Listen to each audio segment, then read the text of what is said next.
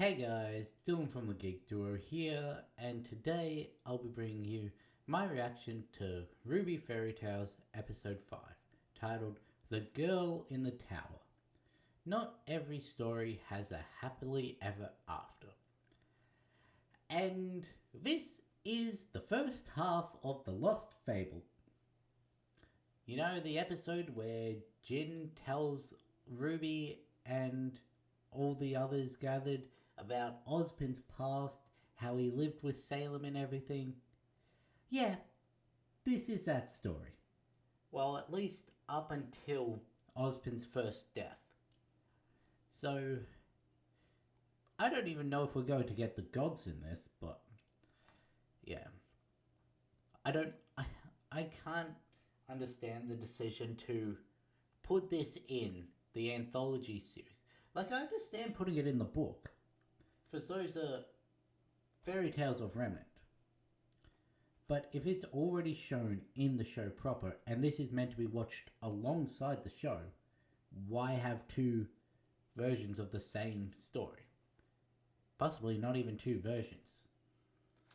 But, yeah, so, just want to compare Girl in the Tower. It's apparently as long as all of the other stories, which is surprising because it didn't seem like it was that long of a... Like, there was that much information. So maybe it does delve into the gods. Maybe. I guess we'll find out when we get this started in 3, 2, 1, go. Or possibly it delves into Salem's time in the tower a little bit more.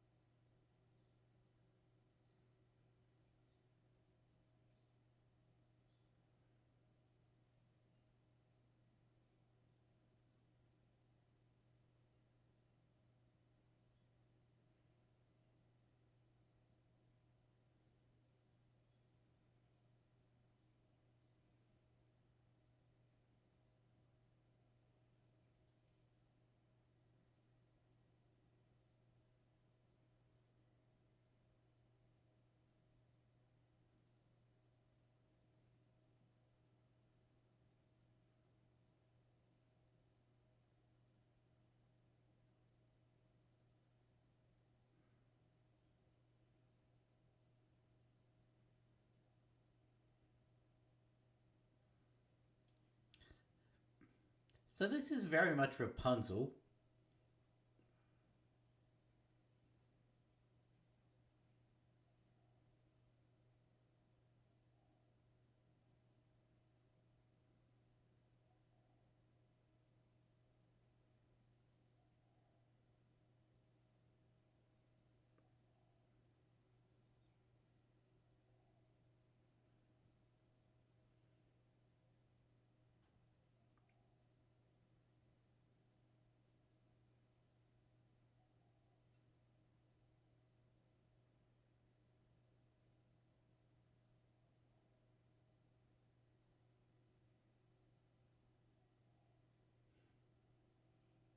I see no harm in that.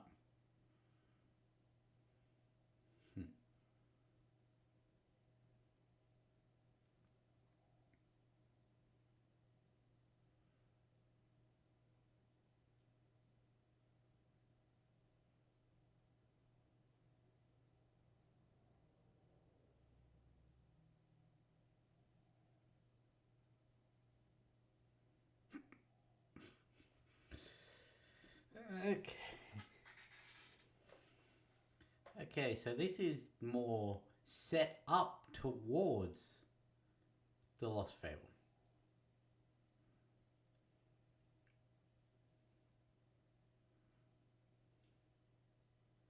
And also explains the battlefield that we saw at the start of that.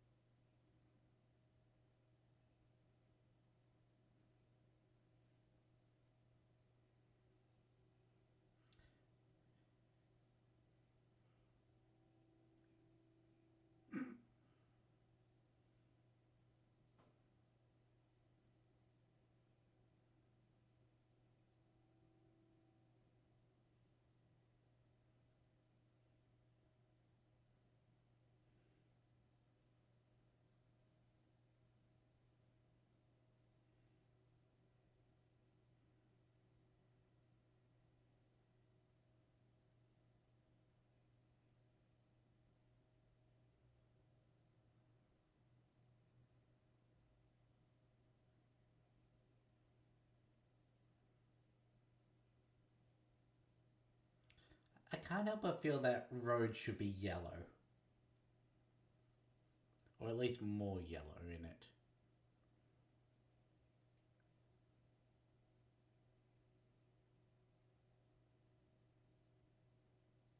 Hmm.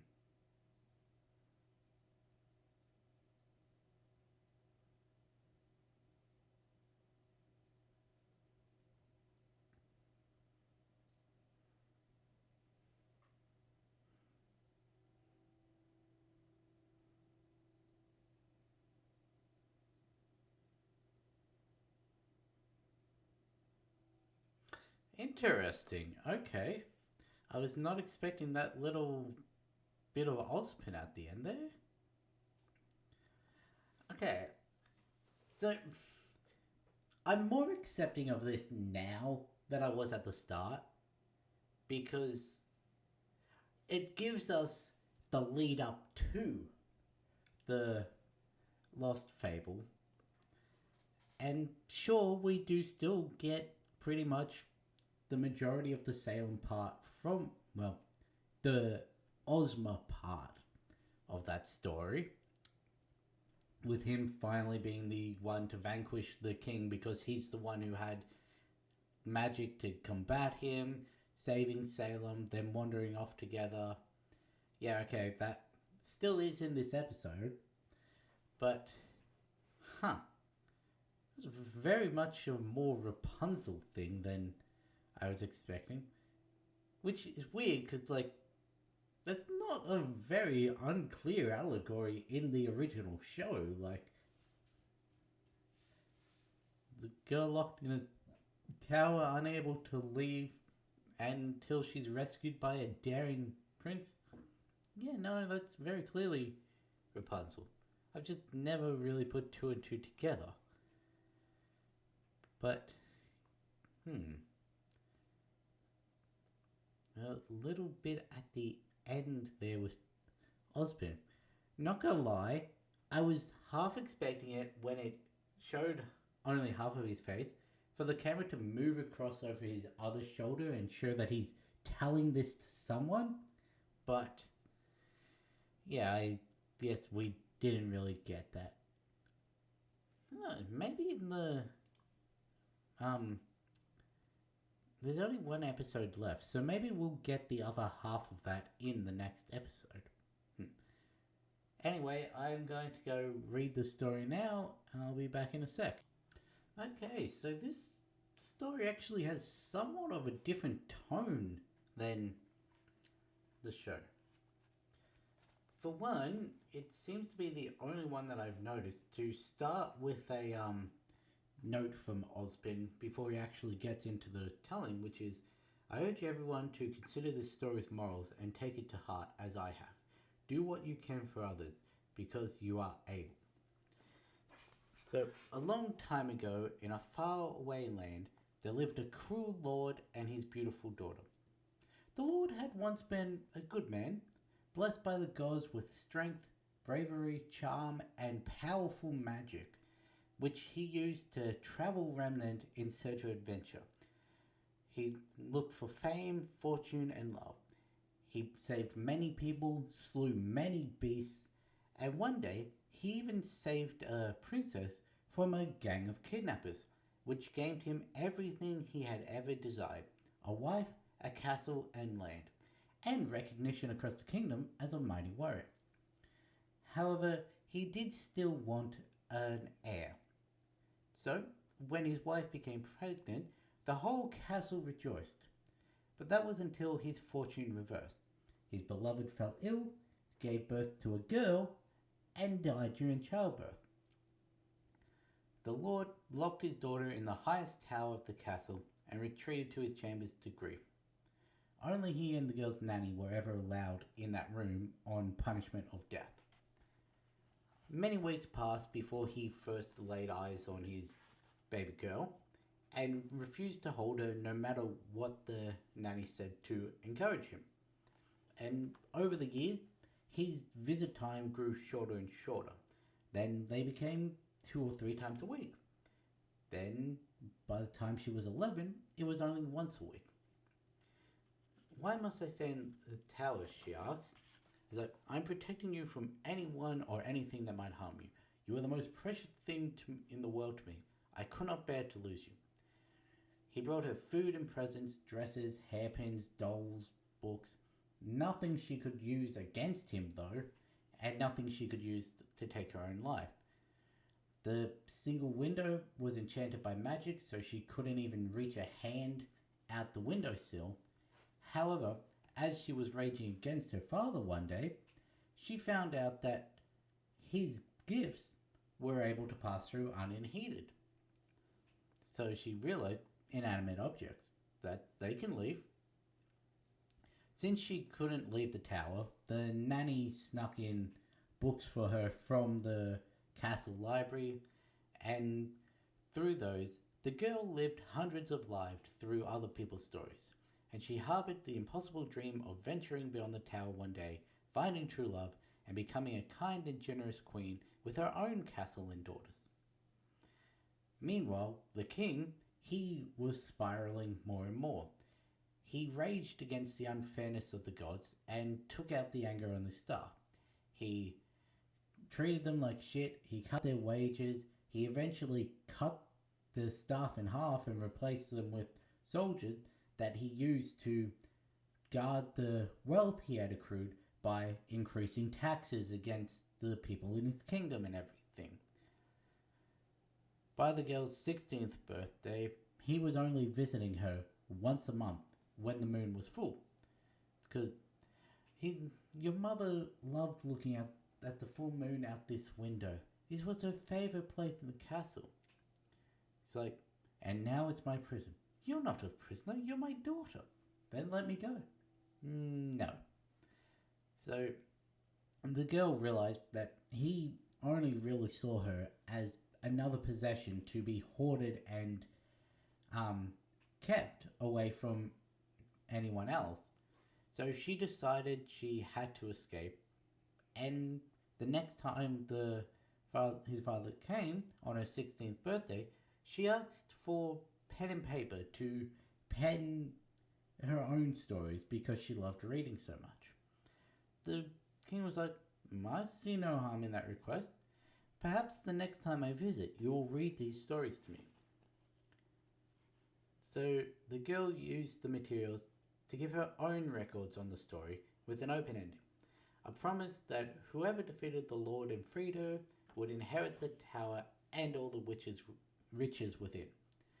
She handwrote hundreds of copies of this story during the day, and at night she would throw them out of the window to be caught up by the breeze and blown all across the kingdom. News of her story spread throughout the land as she had hoped, and warriors started arriving at the castle to try and free her, making the king's worst nightmare come true.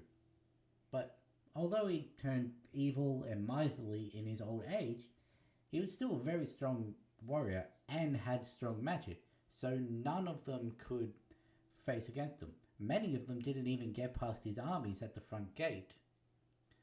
Until one day, a brave new challenger arrived, a legendary hero armed with potent magic of his own, who bested the Lord in combat and took the key from around his dead neck. He threw open the door to the princess's room, and together, hand in hand, they beat the rest of the king's guards and escaped the castle together. So, yeah. Basically, it's the same, but this has a darker tone than the story. Because the story skips over the fact that he started visiting her less and less. He only saw her as a possession. He turned evil and miserly. He was cruel and everything. All of that was taken out of this. So, that's what I meant by it's got a different tone. And unlike the last one, the Ozpin notes for this are actually pretty important.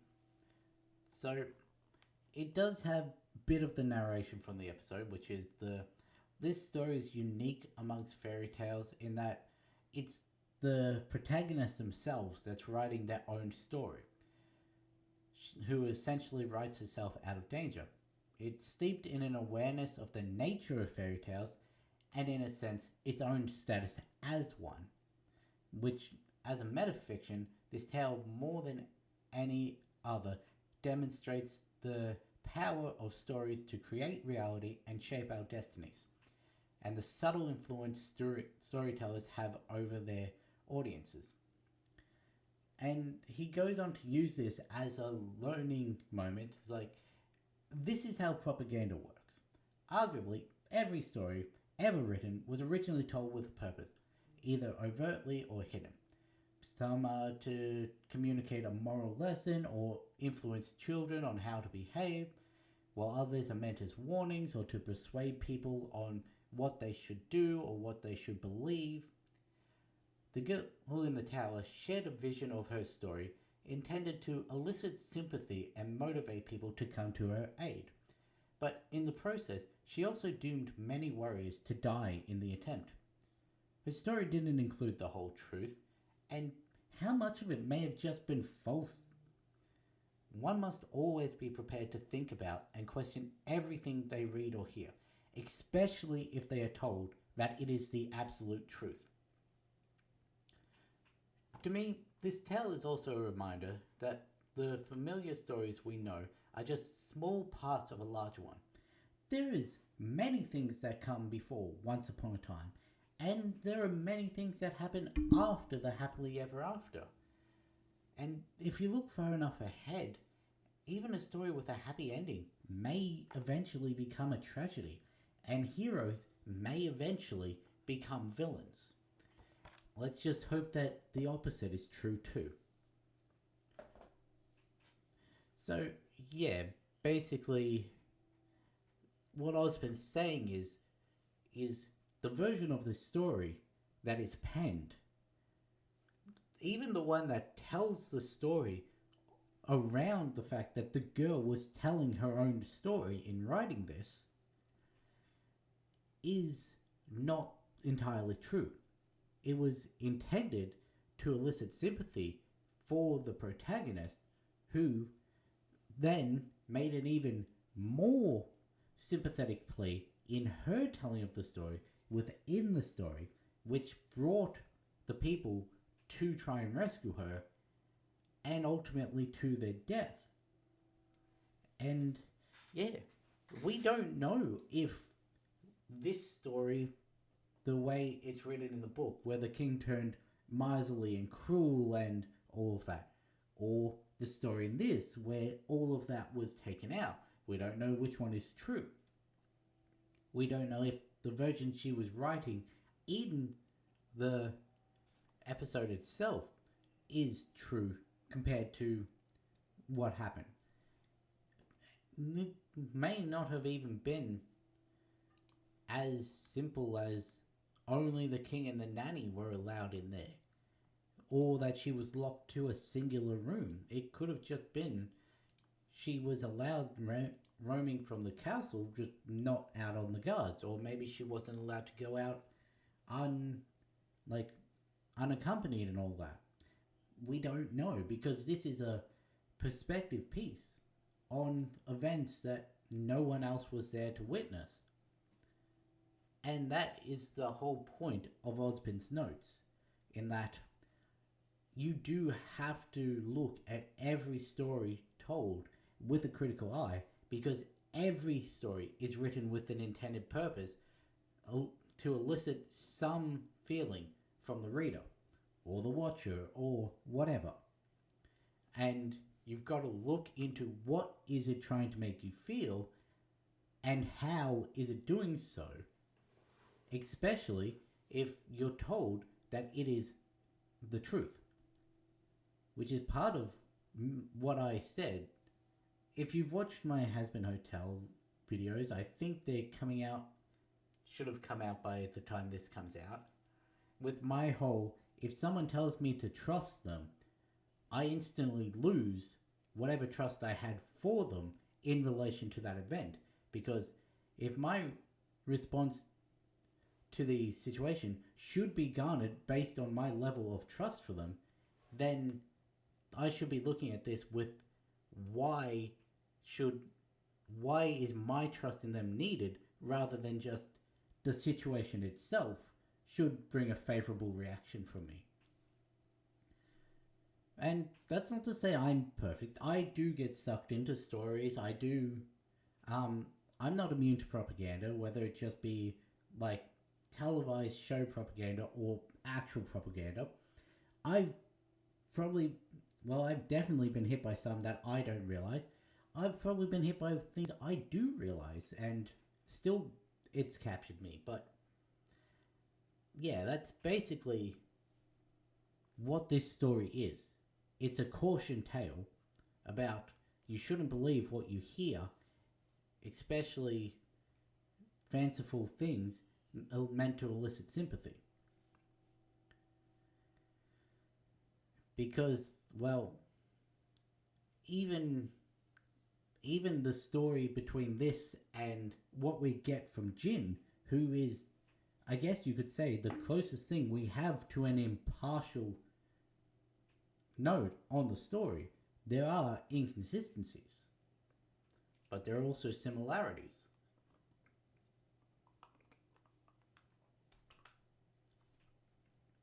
Plus, we can't even tell if what Jin tells us is true, because she may be influenced by the gods and their viewing of things.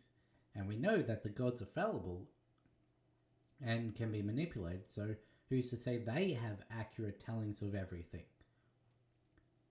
So it just brings the entire thing into question. But yeah, that's a pretty heavy analysis for a 5-minute little episode. So I'll end this one here. Catch you in the next one.